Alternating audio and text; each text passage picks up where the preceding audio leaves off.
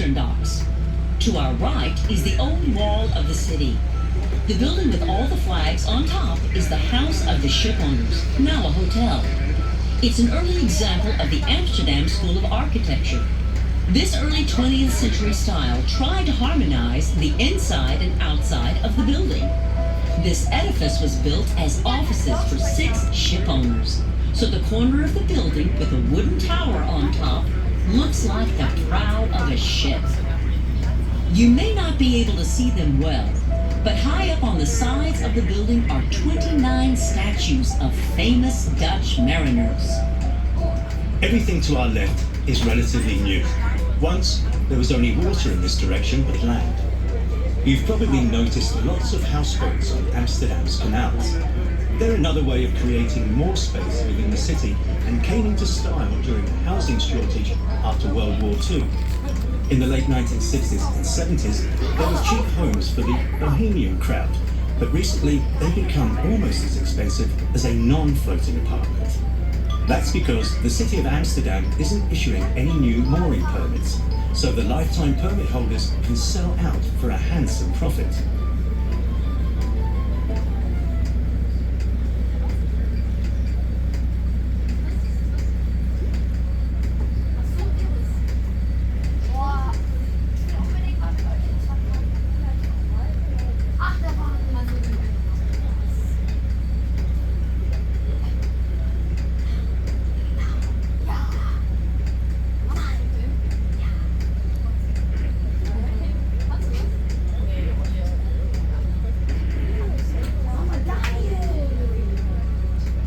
For a striking green building that looks a bit like an ironclad battleship.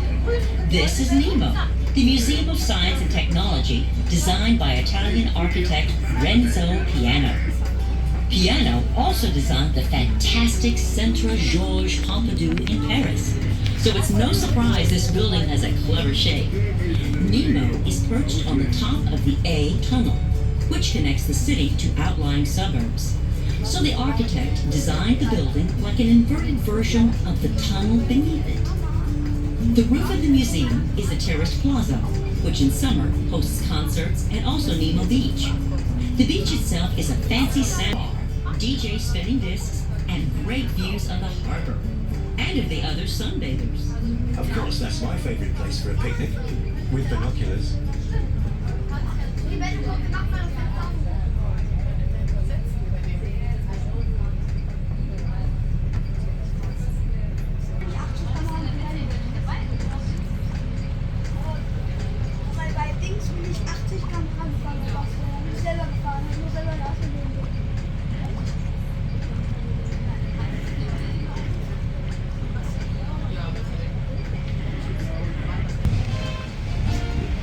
Immediately ahead on the left, the brick building with blue-grey shutters is the former headquarters and storehouse of the West India Company. Near the gable is the West India Company emblem, and the date the warehouse was built, 1642. The West India Company had a monopoly on the West Indies trade. Its main trade routes formed a triangle. Merchant ships carried European goods to Africa, African slaves to America, and returned with sugar and tobacco from the New World. Coming up on the right is the Montalban's Tower.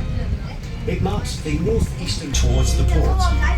The tower has 4 clock faces, 2 sets of bells, and a weather vane on top.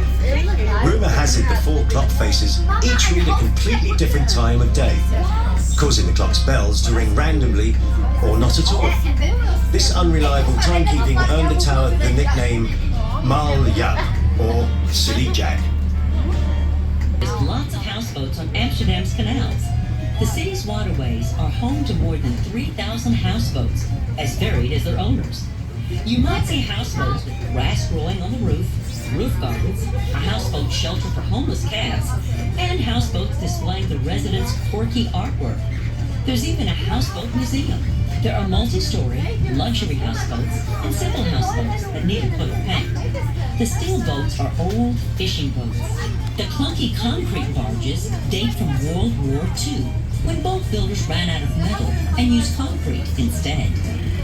Look for 3 different kinds of houseboats: the house ship, an old steel ship that's been converted to live on, a house vessel, the hull of an old ship or barge with a wheelhouse replaced by a living structure, and an ark, which is a floating structure designed to live in that was never a working ship.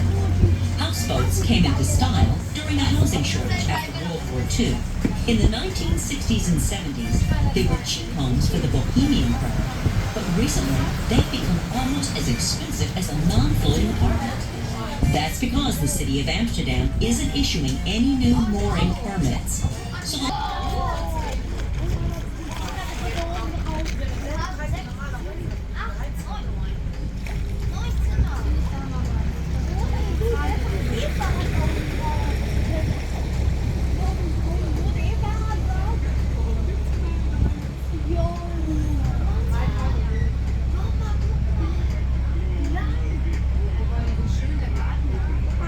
leaning black building we're going by on the left was a lockhouse in the 17th century.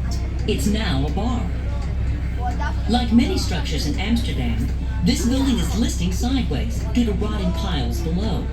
In order to build on the city's reclaimed land, wooden piles were sunk many meters down through the layers of peat, sod, and sand to anchor each house's foundation. Over the centuries, the water table has crept up and begun to soften some of those supports, causing the houses to lean.